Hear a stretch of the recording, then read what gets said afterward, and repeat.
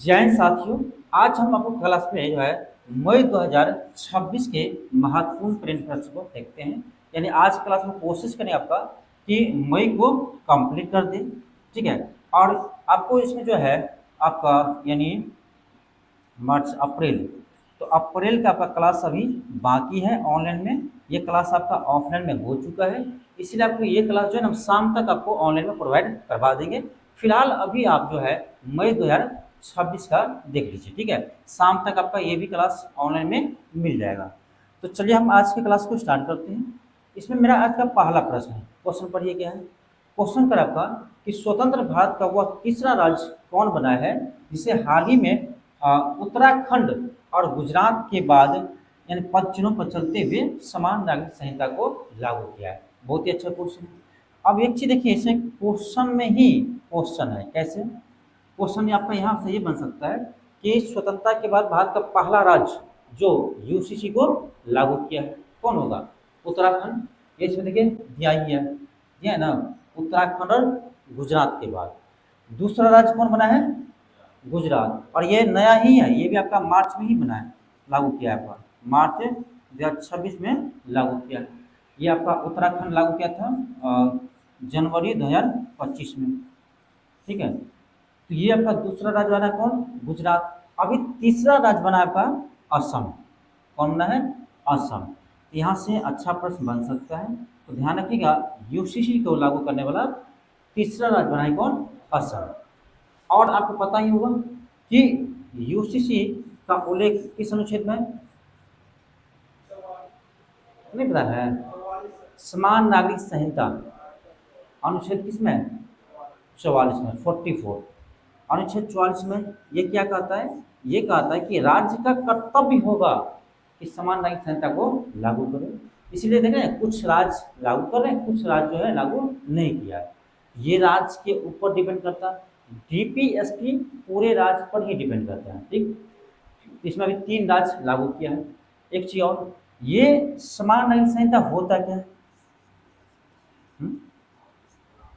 समान नागरिक संहिता क्या होता है बताएंगे कोई? इसे लागू करने से फायदा क्या होगा, या इसे समान नागरिक संहिता समान नागरिक संहिता होता है कि सभी नागरिकों के लिए, ठीक है, चाहे आप हिंदू हो, चाहे मुस्लिम हो, चाहे सिख हो, चाहे ईसाई हो, कोई भी धर्म को हो, आपके शादी होगा, विवाह का जो नियम है वो सेम रहेगा।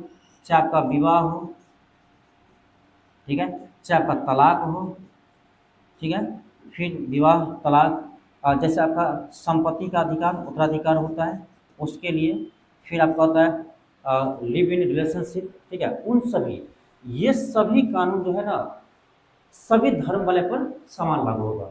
ये नहीं कि हिंदू का जो अभी आपका शादी का या आपका जो तलाक होता है उसका प्रोसेस अलग है, मुस्लिम का अलग है, 3 तलाक इसमें आ रहा था और भी व्यवस्था होता है। लेकिन जैसे यूसीसी लागू होगा उस राज्य में सभी कानून सब पर बराबर लगेंगे। शादी करने के भी नियम सरकारी सेम और आपका तलाक का भी सेम, यानी कि हिंदू है तो अलग, मुस्लिम है तो अलग।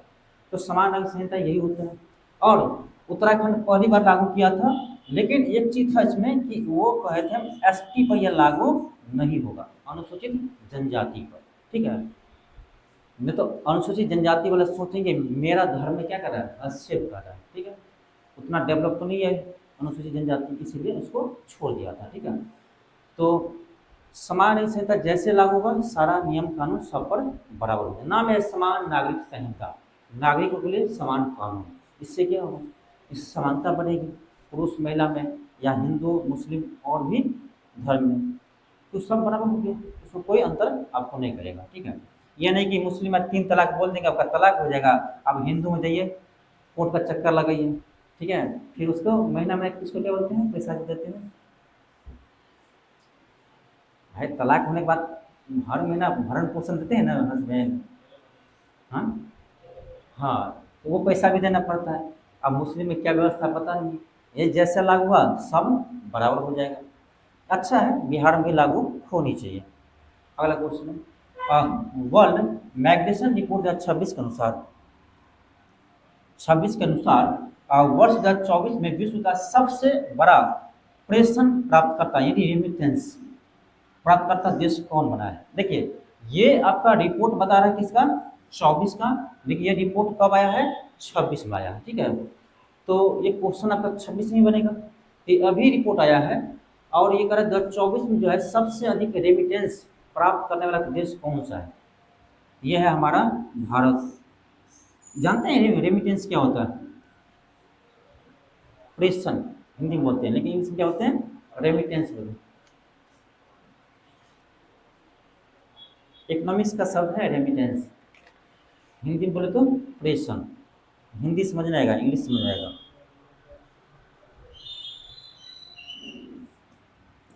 $137.67 बिलियन इतना भारत को मिला था 2024 में, ठीक है। ये डाटा याद रहने कि ये ध्यान रखिए सबसे अधिक रेमिटेंस जो है भारत को मिला था। रेमिटेंस ये होता है कि जैसे देखिए कोई इंडियन है, ठीक है, कोई भारतीय नागरिक है ना, ये जैसे मान लीजिए अमेरिका में रहते हैं, कोई सऊदी अरब में रहते हैं ना, बोलिए कोई अमेरिका में, कोई यूएई में रहते हैं, कोई अमेरिका, कोई मान लीजिए रूस, कोई फ्रांस, कहीं भी रहते हैं, ठीक है। हाई किसका नागरिक, भारत का नागरिक है।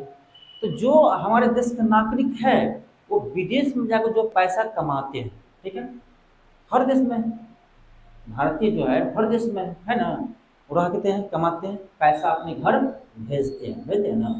तो जो पैसा अपने घर भेजते हैं उसी को बोलते हैं रेमिटेंस, ठीक है। जो पैसा आप कमा कर विदेश से अपने घर भेजते हैं उसी को बोलते हैं रेमिटेंस, ठीक है।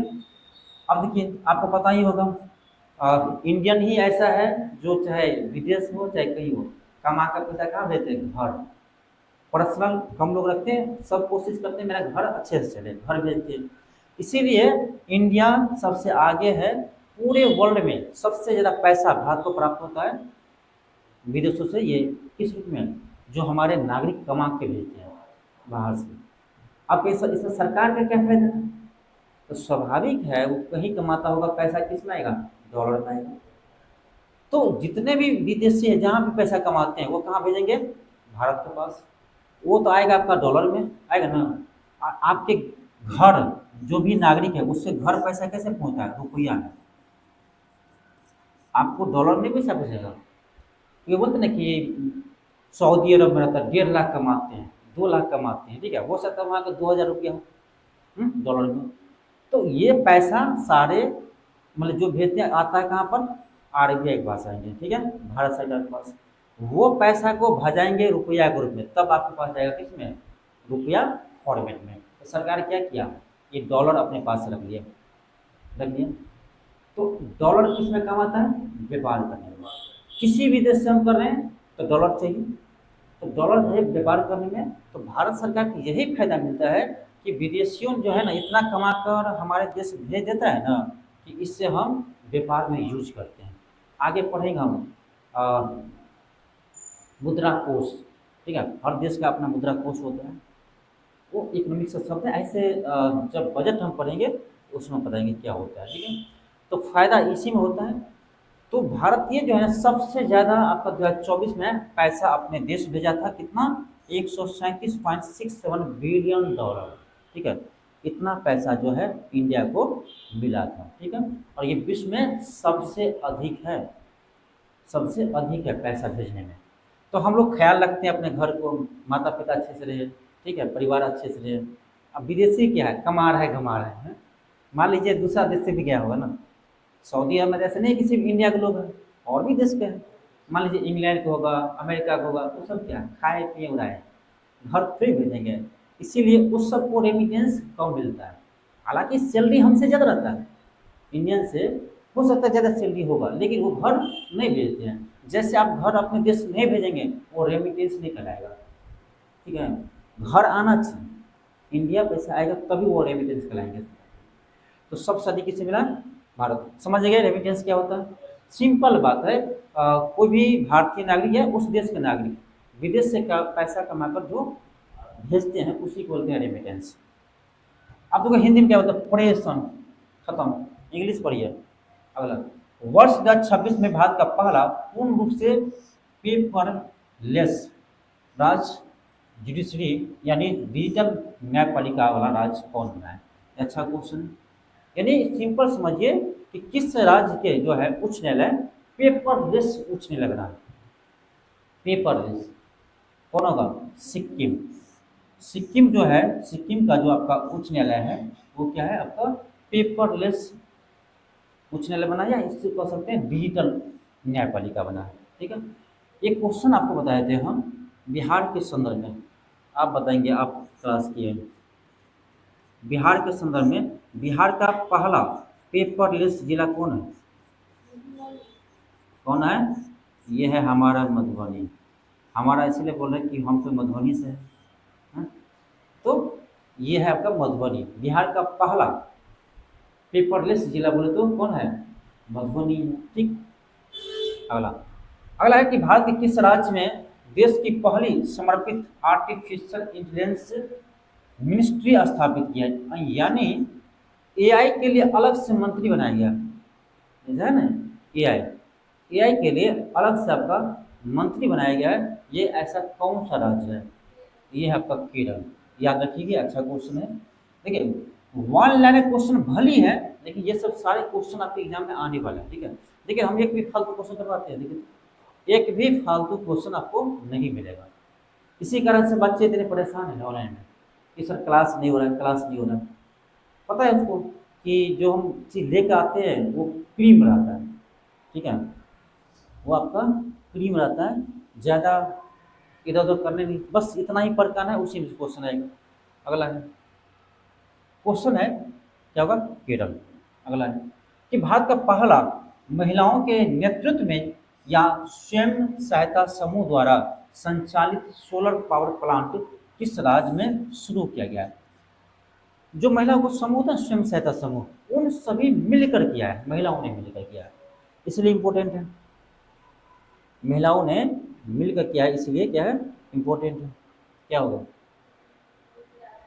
नहीं, तेलंगाना होगा। ठीक है, ये क्या आपका तेलंगाना के महिलाओं ने स्वयं सहायता समूह के महिलाओं के द्वारा जो है देश में पहली बार जो है सोलर पावर प्लांट लगाया गया। ठीक। अगला देखिए क्या है।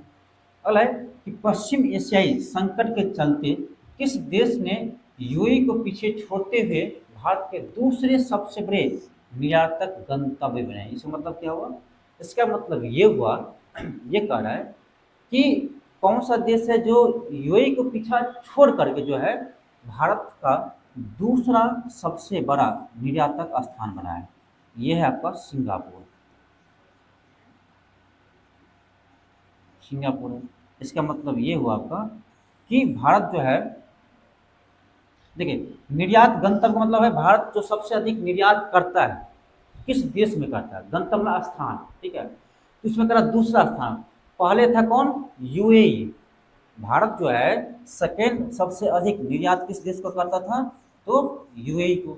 लेकिन अब कर यूएई को पीछा छोड़ दिया, मतलब यूएई अब सेकेंड पर नहीं होगा, वो चला गया होगा थर्ड पे। अब सेकेंड पे कौन आ गया? ये आपका आ गया सिंगापुर। ठीक है, सिंगापुर। यानी सिंगापुर को दूसरा सबसे ज़्यादा भारत जो है ना अपने सामान को बेचता है। निर्यात मतलब क्या होता है? निर्यात आयात नहीं जानते हैं? निर्यात मतलब होता है कोई चीज़ हम बेच रहे हैं किसी देश को। जैसे ये आपका भारत है और ये आपका कौन था? सिंगापुर है या यूएई है, जो भी है। ठीक है, अब किसी चीज़ को हम बेच रहे हैं वस्तु को, तो ये क्या होगा? तो भारत के लिए निर्यात कहलाएगा। किसी चीज़ को हम ला रहे हैं तो आयात कहलाएगा। हाँ, एक्सपोर्ट इम्पोर्ट, इम्पोर्ट मंगा रहे हैं, एक्सपोर्ट बेच रहे हैं। ठीक है, तो सबसे अधिक बात करें तो ये तो सेकेंड में सिंगापुर है, फर्स्ट पे कौन है? तो अब अच्छी बात ये है कि हम सबसे ज़्यादा सामान बेचते हैं अमेरिका को। ठीक है, अमेरिका से भारत कभी भी व्यापार घाटा में नहीं रहता है। घाटा मतलब क्या? हम ज़्यादा सामान है उसको देंगे, उससे हम कम लेंगे, घाटा नहीं हुआ। अमेरिका से हम ज़्यादा सामान खरीदेंगे, हम कम उसको बेचेंगे, तो क्या हो गया? घाटा हो गया। भाई हमको पैसा कम आ रहा है उस देश से, हम दे रहे हैं ज़्यादा, सामान लेंगे तो पैसा देना पड़ेगा ना, तो स्वाभाविक है। तो यही बात है, अमेरिका भारत से इसलिए चिढ़ता है क्योंकि भारत कभी भी अमेरिका को व्यापार घाटा में रखता है, वो रहता है व्यापार घाटा में, ठीक है। यानी ज़्यादा सामान हम बेचते हैं किसको, अमेरिका को, वो हम इंडिया में अपना कम सामान बेचते हैं, यानी हम सरप्लस बढ़ाते हैं, हमेशा फायदा बढ़ाते हैं। किसके साथ, अमेरिका के साथ। इंडिया जो है हमेशा चाइना का साथ, चीन के साथ जो है व्यापार घाटा में रहता है, क्योंकि ये भाई साहब जो है ना इंडिया में निर्यात ज़्यादा करता है, यानी कहे तो हम सबसे आयात जो करते हैं ज़्यादा किससे, चीन से। चीन से क्यों, देखो ना, इलेक्ट्रिक है चीन का है, फ़ोन है चीन का है, जितना सस्ता सामान है वो कहाँ का है, चीन का है। अमेरिका का सामान कॉस्टली होगा, तो कॉस्टली स्वाभाविक लोग कम लेगा इंडिया में, और सस्ता है तो चाइना सामान, चाइना मोबाइल, चाइना हर चीज़, चाइना लाइट, हर चीज़ चाइना का, ये चीज़ चाइना का, ठीक है। यहाँ बहुत सारी चीज़ आपको चाइना का मिल जाएगा, ये भी चाइना का, ठीक है। तो सामान ज़्यादा, इसलिए हम घाटा में रहते हैं किससे, चीन से, यानी चीन ज़्यादा सामान बेचता है हमको, हम उसको कम सामान बेच पाते हैं। अमेरिका में क्या है, अमेरिका में हम अमेरिका को ज़्यादा बेचते हैं, बासमती चावल जो अच्छा अच्छा चीज़ है ना, वो जाता है कहाँ, अमेरिका। तो इसीलिए हम अमेरिका के साथ सबसे अधिक व्यापार भारत किसके साथ करता है, निर्यात, व्यापार नहीं निर्यात, यानी सामान बेचते हैं। सबसे अधिक किसको बेचते हैं हम, अमेरिका को। सेकेंड स्थान पर सिंगापुर, अब चला गया थर्ड पर यूएई, पहले था सेकेंड पर, अब चला गया थर्ड पर। ये क्वेश्चन भी बहुत ही शानदार है। अगला क्वेश्चन, 2026 आईसीसी महिला T20 विश्व कप अभी चल रहा है, कहाँ हो रहे हैं, इंग्लैंड और वेल्स में, ये अभी चल रहा है, ठीक है। इंग्लैंड और वेल्स में ये हो रहे हैं अभी। अब देखते हैं जब विजेता बनेंगे तो आपको इसका शायद फाइनल 4 5 या 6 तारीख को है, इसी महीना में अब जो आ रहा है अगला, तो हो ही जाएगा, पता चल ही जाएगा कौन जीतता है, तो उसके बाद हम आपको इस पर भी बता देंगे विजेता कौन है, उपविजेता कौन है। अगला है, मई 2026 में भारतीय रिजर्व बैंक आरबीआई के नए डिप्टी गवर्नर कौन बने, आरबीआई, बताइए स्थापना कब हुआ है, स्थापना कब हुआ है, 1 अप्रैल 1935 को। राष्ट्रीयकरण का कब हुआ है, जनवरी 1949 को, ठीक है। स्थापना 1 अप्रैल 1935 को, ठीक है। इसके कारण डिप्टी सीएम कौन, सॉरी डिप्टी सीएम कहते हैं, डिप्टी गवर्नर कौन बने, रोहित जैन, ठीक है। कौन बने हैं, इसके अभी नया जो है आपका डिप्टी गवर्नर बने कौन, रोहित जैन। एक चीज बताइए, वर्तमान में आरबीआई के गवर्नर कौन है, हाँ संजय मल्होत्रा, संजय मल्होत्रा, ठीक है। ये आरबीआई का कौन से क्रम के अथी है आपका, ये आरबीआई के कौन से क्रम के जो है गवर्नर है, 26वां, ठीक है। अगला, प्रधानमंत्री नरेंद्र मोदी को किस देश के सर्वोच्च सम्मान grand cross of the royal Norwegian order of the merit से सम्मान किया, देखो नाम ही निकल गया, देखो ना, नॉर्वियन है ना, यानी क्या होगा, नॉर्वे होगा, इसमें याद करने की जरूरत ही नहीं है, इसका नाम में ही छिपा हुआ है, नॉर्वेगियन, यहाँ से छिपा हुआ है, नॉर्वे द्वारा दिया गया है। अगला देख लीजिए, ये देखिए इसमें क्या कर रहा है, प्रधानमंत्री नरेंद्र मोदी जी को किस देश के सर्वोच्च नागरिक सम्मान royal order of the polar star degree commander ground cross से सम्मानित किया गया, तो क्या होगा, क्या करें, royal order of the pole star किसको दिया गया, ये दिया है फिनलैंड के द्वारा, किसके द्वारा यह है, फिनलैंड,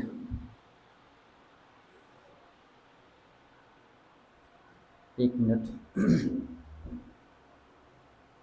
सही तो है, क्या होगा, फिनलैंड के द्वारा दिया गया।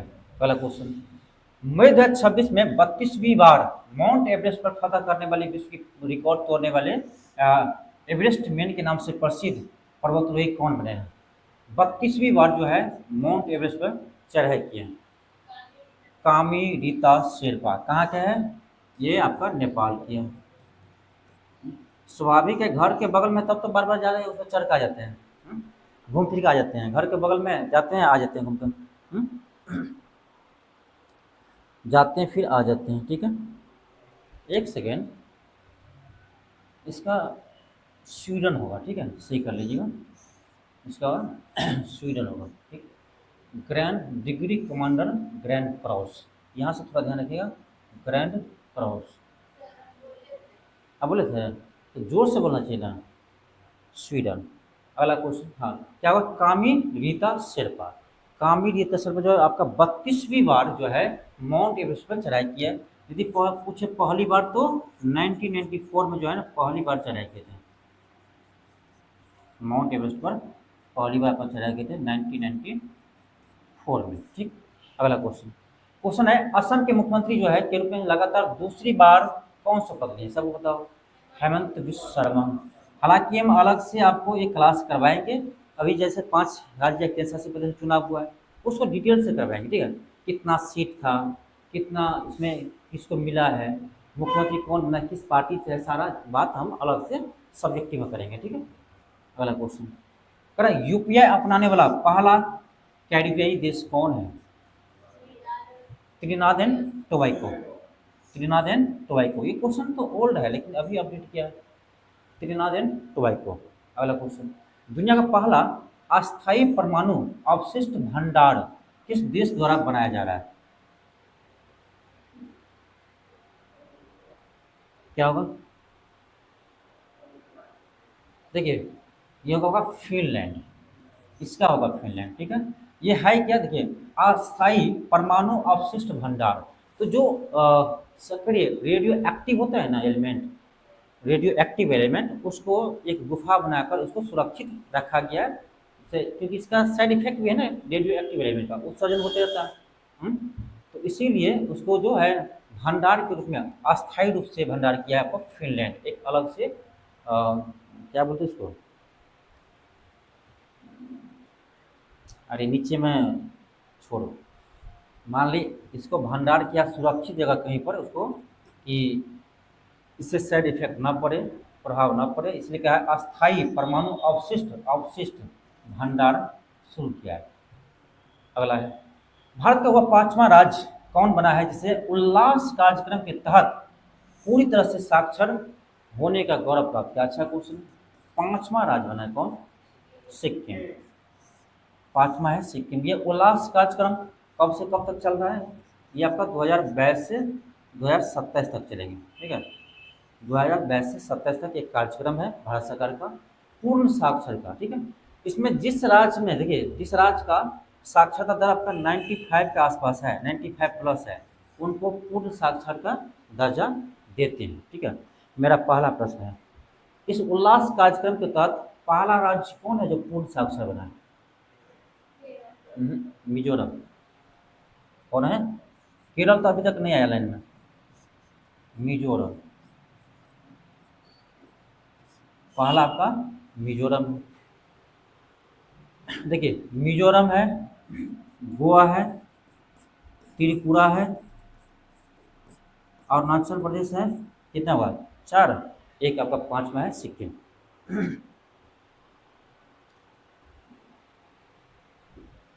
एक सेकेंड, पहला मिजोरम, दूसरा गोवा, तीसरा आपका त्रिपुरा और आपका चौथा है हिमाचल प्रदेश, ठीक। और ये 5वां आपका है सिक्किम। ये 5 ही आपका राज्य है जो पूर्ण साक्षर अभी किस कार्यक्रम का तहत, उल्लास कार्यक्रम तहत, ये ध्यान रखिए उस कार्यक्रम के तहत आपका पूर्ण साक्षर बने। अगला क्वेश्चन, भाजपा के नेतृत्व वाली पश्चिम बंगाल की पहली बार सरकार बने हैं, मुख्यमंत्री किसे बनाए, सब पता है, शुभेंदु अधिकारी को।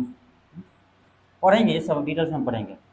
अगला क्वेश्चन, उस प्रसिद्ध फिल्म अभिनेता का नाम बताइए जिन्होंने हाल ही में तमिलनाडु के नए सीएम बने हैं, कौन है, विजय, जोसेफ विजय। देखिए इसका नाम तो अभी पता चला हमको, जोसेफ विजय है। तो विजय थलापति इसी के नाम है ना, थलापति विजय। इसका पार्टी के नाम जाने के TVK, हिंदी में बहुत अटपटांग है, ठीक है, इंग्लिश याद रखेंगे TVK। एग्जाम देंगे हिंदी इंग्लिश दोनों चीज़ रहता है। जैसे मान लीजिए इसका फुल फॉर्म लिखा हुआ है हिंदी में, जिसके नीचे इंग्लिश भी रहेगा, तो वहाँ से हम इंग्लिश देख लेंगे। अगला क्वेश्चन है, मई 2026 में एन रंगास्वामी ने पांडुचेरी के मुख्यमंत्री के रूप में कौन सी बार शपथ लिए हैं?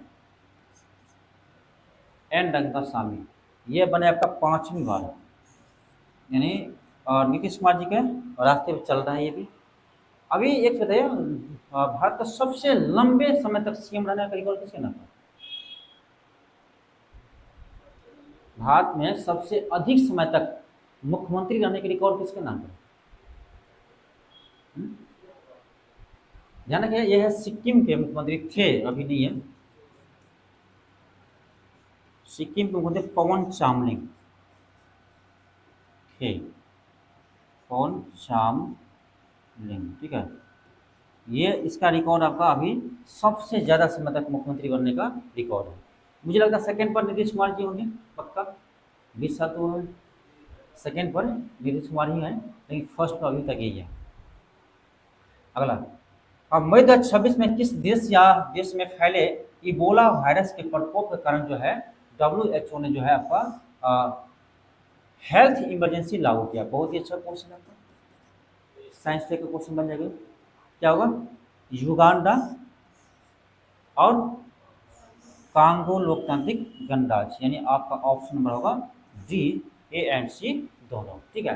तो ध्यान रखिएगा, युगांडा और कांगो लोकतांत्रिक गणराज्य में जो है आपका इबोला प्रकोप यानी इबोला वायरस वहाँ बढ़ गया है, इसी कारण से जो है WHO वहाँ पर हेल्थ इमरजेंसी लागू किया, ठीक है। अब ये सब क्वेश्चन आपके एग्जाम के लिए इंपॉर्टेंट हो जाते हैं। अगला क्वेश्चन, साल 2026 के तमिलनाडु विधानसभा, ये क्वेश्चन है कि किस पार्टी ने सबसे अधिक सीट हासिल किया है? टीवी के कितना किया, ये सब पढ़ेंगे वाला से, ये आगे अलग बात है। अगला क्वेश्चन, हाल ही में केंद्र सरकार द्वारा नए CDS chief of defence staff किसे नियुक्त किए गए? पहला CDS कौन थे? बिपिन रावत। पहला CDS थे आपका बिपिन रावत जी, जो इस दुनिया में भी नहीं है, ठीक है। अभी कौन बने हैं?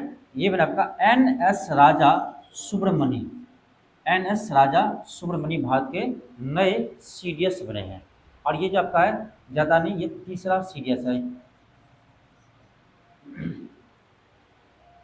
अगला क्वेश्चन है कि 2026 में होने वाली फीफा विश्व कप की मेजबानी संयुक्त रूप से कौन कर रहा है?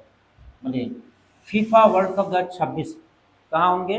याद रखिएगा, अमेरिका, कनाडा और मेक्सिको, ये तीनों देश में इसका आयोजन होने वाला है। तो आपका ऑप्शन नंबर डी होगा उपयुक्त सभी। शायद ये भी हो रहा है अभी, शायद फीफा विश्व कप शायद, हाँ चालू है। हाँ, तो फीफा वर्ल्ड कप भी चालू है, इसका भी रिजल्ट हम देख लेंगे अलग से। बस ध्यान रखिए, अमेरिका, कनाडा और मेक्सिको तीनों देश में हो रहा है। अगला क्वेश्चन है, निम्नलिखित में से किस वर्ष में 2026 के प्रतिष्ठित अंतर्राष्ट्रीय बुकर पुरस्कार से सम्मानित किया गया? बहुत अच्छा है, किससे होगा? 2026 में जो है अंतर्राष्ट्रीय बुकर पुरस्कार से किससे सम्मानित किया गया? क्या होगा? ये आपका होगा, देखिए नाम ऐसा है ना, यांग श्वांग जी, पक्का चाइनीज है, हाँ? क्या है? यांग श्वांग जी के द्वारा इसको मिला है, ठीक है। और इसका जो आपका बुक है, ये आपका ताइवान ट्रैवलिंग, किस बुक के लिए मिला है? तो ध्यान रखिएगा, ताइवान ट्रैवलिंग, ठीक है, ताइवान। क्योंकि ये उपन्यास भी पूछता है ये मिला किसके लिए मिला है, ये ना नाम देकर ये पूछ लेगा आपसे। तो ताइवान ट्रैवलिंग के लिए मिला है। और ये जो आपका उपन्यास है, इसका जो है आपका अंग्रेजी में अनुवाद कौन किया है? इसका अंग्रेजी अनुवाद किया आपका ये भाई साहब लिंग किंग, ठीक, समझ रहे हैं। तो क्वेश्चन यहाँ से ऐसे घुमा पूछ सकता है कि हाल ही में 2026 में जो है आपका अंतर्राष्ट्रीय बुकर प्राइज से सम्मानित किया गया आपको यांग श्वांग जी को, किस पुस्तक के लिए? तो क्या होगा? ताइवान ट्रैवलिंग के लिए। और इसका अंग्रेजी अनुवाद किसने किया है? लिंकिंग। ऐसे क्वेश्चन आ सकता है, ठीक है। अगला क्वेश्चन, किस भारतीय पड़ोसी देश ने साल 2030 तक चंद्रमा पर मानव युक्त मिशन भेजने का लक्ष्य रखा है? एक क्वेश्चन हम आपको करवाए थे, याद होगा, आप ही के एग्जाम पूछा था TRE 3 में, ठीक है। क्वेश्चन करवाए थे कि कौन सा देश है जो चंद्रमा के दक्षिणी हिस्सा से मिट्टी लेकर वापस आया पृथ्वी पर? एक क्वेश्चन करवाए थे, इसका भी आंसर चीन होगा, ठीक। अब वो क्वेश्चन जब कराए थे ना, हम स्टार ऐसे ही लगाते, मेरा आदत है, जो क्वेश्चन अच्छा देखते हैं हम स्टार लगा देते हैं, हालांकि सब अच्छा है, फिर भी उसमें भी बेटर कहेंगे तो हम लगा देते हैं। उसमें भी लगाए थे, क्वेश्चन ये हम आया था। ठीक है, ये आपका है चीन। चीन आपका 2030 तक जो है चंद्रमा पर मानव सहित आपका एक मिशन भेजने वाला है। अगला, भारत की पहली स्पेस टेक, ये भी अच्छा क्वेश्चन है। पहली जब भी आता है ना, भारत की पहली स्पेस टेक यूनिकॉर्न से कंपनी कौन सी बनी है? ये आपका स्काई रूट एयर स्पेस। ठीक है, ये भारत का पहला आपका एक निजी कंपनी है स्पेस के क्षेत्र में, जिसे यूनिकॉर्न्स कंपनी का दर्जा मिला। यूनिकॉर्न्स कंपनी क्या होता है? वैसे कंपनी इसका 100 करोड़ टर्नओवर कितना होगा? 100 करोड़। उससे ऊपर जाएगा तो वो यूनिकॉर्न्स कंपनी के दर्जा से मिल जाएगा। इसे मिल गया है स्काई रूट एरोस्पेस को।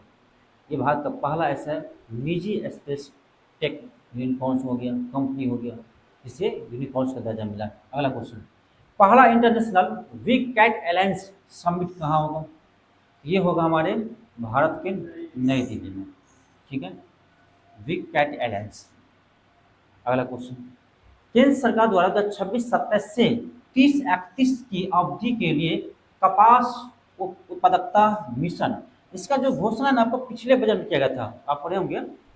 आ, कपास में आत्मनिर्भरता मिशन शुरू किया था आपका, ये पिछले बजट में घोषणा हुआ था, जो अभी लागू हो रहा है। ठीक है, तो कह रहा है 26-27 से 30-31 तक के लिए कपास उत्पादकता मिशन के तहत कुल कितनी राशि आवंटित की है? राशि याद रहे न रहे, क्या होगा?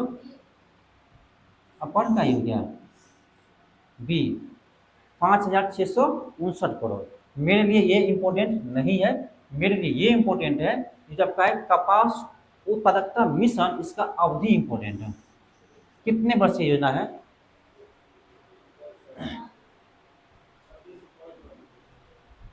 5 वर्ष कह सकते हैं कि 6 वर्षीय कहलाता है। ये आप काउंट कीजिएगा तो ऐसे कहेंगे ना, ये आपका 6 वर्षीय योजना है कपास के क्षेत्र में। ठीक है, अगला, मई 2026 में आई, 4 का अंतर है, लेकिन घोषणा क्या था? 6 वर्षीय। 26 से लेंगे हम 31 तक, तो 6, 5, 11, 5 आ रहा है ना, इसको काउंट कीजिए। 26, 27, 28, 29, 30, 31। मैथ आता है? मैथ, इसलिए बोलते मैथ की क्लास है ये। चलिए अभी स्टार्ट ही किए ना, मैथ अभी स्टार्ट किए ना, धीरे धीरे मैथ आएगा, क्योंकि ये 26 से 31 तक में 6 आ जाते हैं। रीजनिंग पढ़ते हैं ना, इसका रैंक इधर से 14 है, इधर से उसी का रैंक कितना है? 15वां है, टोटल कितना है? तो होना चाहिए 29। लेकिन 29 नहीं होता है, कितना होता है? 28 ही होता है। तो वो उधर से भी रिपीट कर गया। अगला क्वेश्चन, मई 2026 में आयोजित द्विपक्षीय सैन्य अभ्यास सिनबैक्स 2 किनके बीच आयोजन किया गया? देखिए, ये फिक्स है जो अभ्यास है। ठीक है, अरुण वरुण फ्रांस के साथ होता है। ठीक है, तो जो अभ्यास है, जैसे आपका ओ, इसी तरह सिनबैक्स अभ्यास है, ये किसके साथ होता है? ये होता है कंबोडिया के साथ, भारत और कंबोडिया के साथ होता है। और ये आपका 26 में कहाँ हुआ है? तो कंबोडिया में हुआ है। बस इतना ध्यान रखिए, कंबोडिया में हुआ है। क्योंकि क्वेश्चन आते हैं ऐसे, एक क्वेश्चन पूछा था जी मैक्स सैन्य अभ्यास कि 2025 में कहाँ हुआ है, ये नहीं पूछा किसके बीच, कहाँ हुआ है। ठीक है, तो उस समय हुआ था जापान में, जापान के साथ होता है, इंडिया और जापान के साथ होता है। तो सैन्य अभ्यास याद रखिए, लेकिन कहाँ हुआ है ये भी याद रखिए। अगला क्वेश्चन है, हाल ही में केंद्र सरकार और राष्ट्रपति द्वारा जारी की गई मंजूरी के अनुसार सुप्रीम कोर्ट में, बहुत ही अच्छा क्वेश्चन है, सुप्रीम कोर्ट में जो है करा है, भारत के मुख्य न्यायाधीश सहित न्यायाधीशों की कुल संख्या बढ़कर कितना कर दी गई है? घोषणा किया है कितना? पहले कितना था?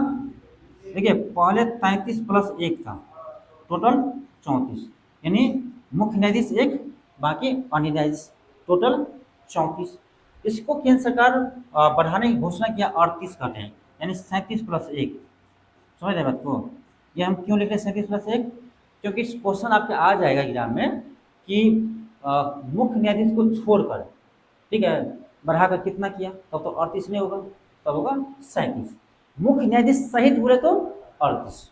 पहले कितना था, ऐसे मुख्य न्यायाधीश छोड़कर था 33, एक मुख्य न्यायाधीश 34, अब कितना होगा तो होगा 38, 37+1। ये अच्छा क्वेश्चन है।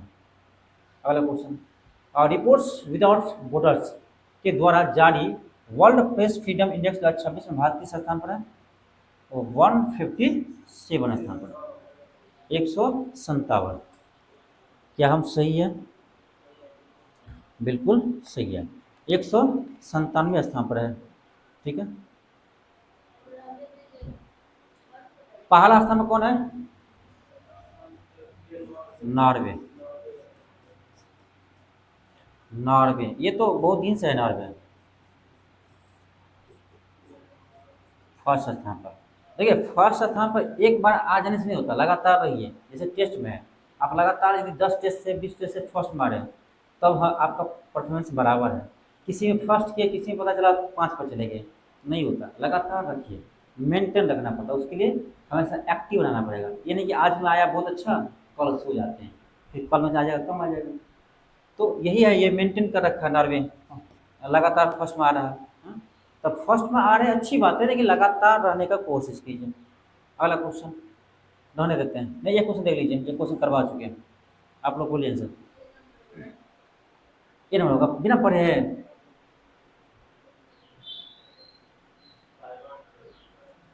क्वेश्चन क्या कर रहा है, मई 2026 में किस उपन्यास में ने इंटरनेशनल बुकर प्राइज 2026 जीतकर इतिहास रचा, जो इस पुरस्कार को पाने वाला पहला मैंडरिन चीनी भाषा के उपन्यास बन गया है? अभी बताए थे ना, ताइवान ट्रैवल, ताइवान ट्रैवलॉन्ग या ट्रैवलिंग कहिए, यही क्वेश्चन था यहाँ पर। ये क्वेश्चन कहाँ किए थे हम लोग? यहाँ किससे मिला? यांग स्वांग जी को। क्यों मिला? तो ताइवान ट्रैवलिंग के लिए मिला। ठीक है, ये इसका उपन्यास है, इसके लिए मिला है।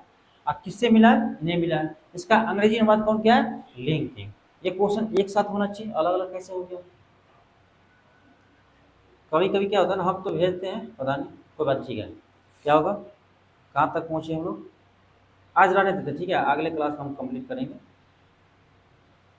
आपका क्वेश्चन नंबर 33 अभी हुआ है। ठीक है, यहाँ तक रहते हैं, अगले क्लास में इसका 50% रह गया है, वो अगले क्लास में हम कर देंगे। ठीक।